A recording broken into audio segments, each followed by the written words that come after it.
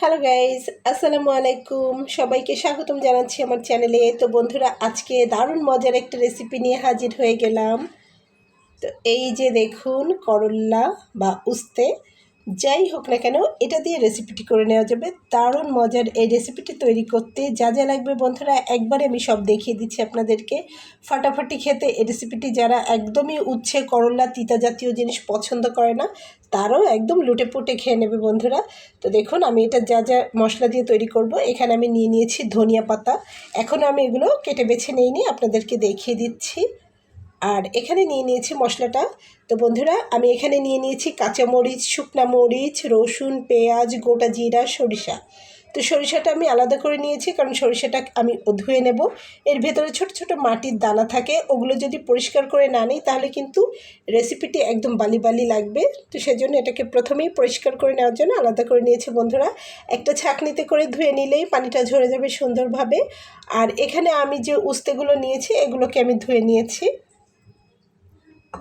তো বন্ধুরা, এই রেসিপিটি তৈরি করার জন্য উচ্ছেগুলোকে শিলপাটাতে খুব ভালোভাবে থেতো করে নিতে হবে।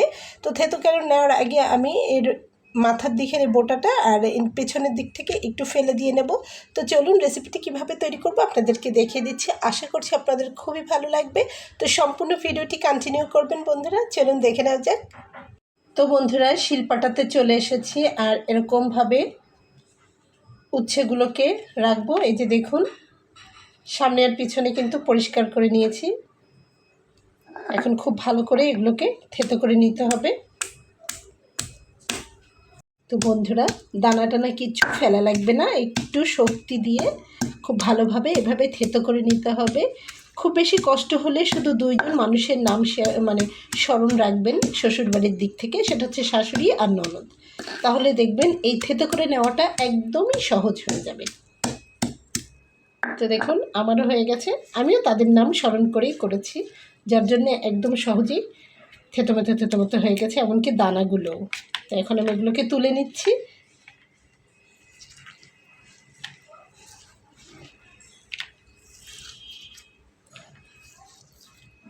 তো আমি এখানে নিয়ে নিয়েছি 1 পোয়া পরিমাণ। আপনারা চাইলে এর পরিমাণটা একটু বাড়িয়ে কমিয়েও নিতে পারেন বন্ধুরা। তো দেখুন, এই যে ঠিক এরকম হবে। আমি এখানে মশলাটা নিয়ে নিয়েছি। দেখুন, কাঁচামরিচ নিয়েছি বেশি করে, শুকনো মরিচ, আর এখানে গোলমরিচ নিয়েছি, গোটা জিরা, পেঁয়াজ আর রসুন আমি একসঙ্গে বেটে নেব। তো বন্ধুরা দেখুন, এখানে মশলাটা আমি নিয়ে নিয়েছি, আর এই যে উস্তাটা।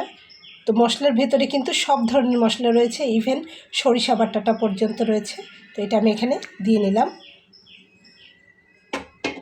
তারপরে আমি এখানে দিয়ে নেব স্বাদ অনুযায়ী লবণ। লবণটা একটু কম করে দিতে হবে, প্রয়োজনে পরে দিয়ে নেওয়া যাবে। তারপরে আমি এখানে দিয়ে নেব হলুদ, দিয়ে খুব ভালোভাবে মাখিয়ে নেব একসঙ্গে।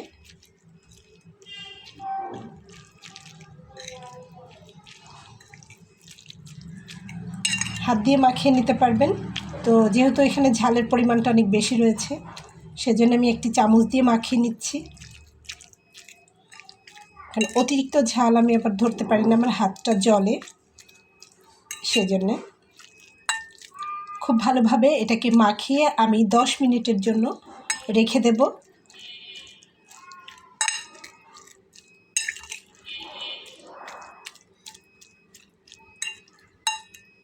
এভাবে ম্যারিনেট করে 10 মিনিটের জন্য আমি রেখে দেব। চুলাতে আমি একটা কড়াই দিয়ে নিয়েছি, আর কড়াইটা গরম হয়ে গেছে। তাতে এখন আমি তেল দিয়ে নিচ্ছি।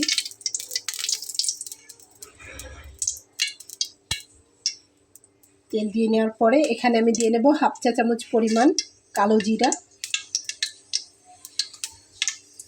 এখানে আমি আর অন্য কোনো মশলা ব্যবহার করছি না, কারণ এখানে যথেষ্ট পরিমাণে মশলা ব্যবহার করা হয়েছে। আস্তে করে আমি এখন দিয়ে নেব।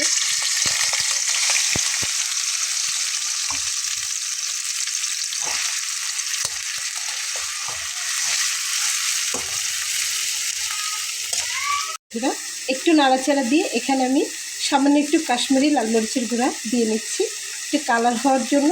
যথেষ্ট পরিমাণে ঝাল কিন্তু আমি এখানে দিয়েছি। আর দিয়ে নিচ্ছি সামান্য একটু হলুদ।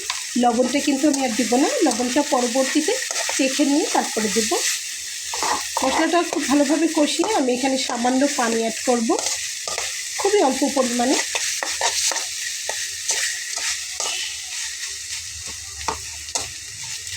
খুব ভালোভাবে কষিয়ে আমি এখানে দেখুন সামান্য পানি অ্যাড করেছি, চুলার আঁচটাকে একদম কমিয়ে দিয়েছি, আর একটা ঢাকনা দিয়ে আমি এখানে ঢেকে দিচ্ছি।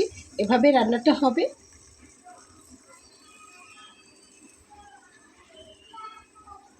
তো বন্ধুরা দেখুন পানিটা টেনে যেয়ে তেল ওঠা ভাব হয়ে গেছে। তো এটাকে একদম কড়া করে ভেজে নিতে হবে, একটুও পানি থাকবে না।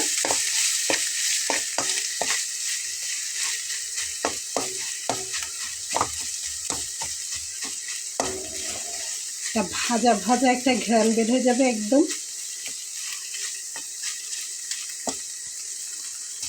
কড়া ঝাল আর সরিষার একটা ঝাঁজ, মনেই হবে না যে এটা উচ্ছে বা করল্লা। এখন ওপর থেকে একটু ধনিয়া পাতা ছড়িয়ে দিয়ে নেড়েচেড়ে আমি নামিয়ে নিয়ে আপনাদেরকে পরিবেশন করে দেখাচ্ছি বন্ধুরা। ধনিয়া পাতাটা দিয়ে একটু হালকা নেড়েচেড়ে নেব।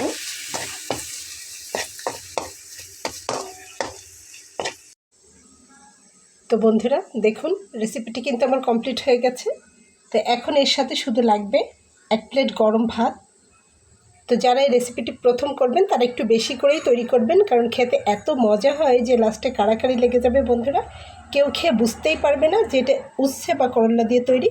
তো এটা খেতে এতই মজা লাগে যে একদমই তিতা লাগবে না। তো আশা করছি রেসিপিটি আপনাদের ভালো লেগেছে বন্ধুরা। রেসিপিটি যদি ভালো লেগে থাকে তাহলে আমার এই ছোট্ট চ্যানেলটিকে সাবস্ক্রাইব করে সঙ্গে থেকে যাবেন।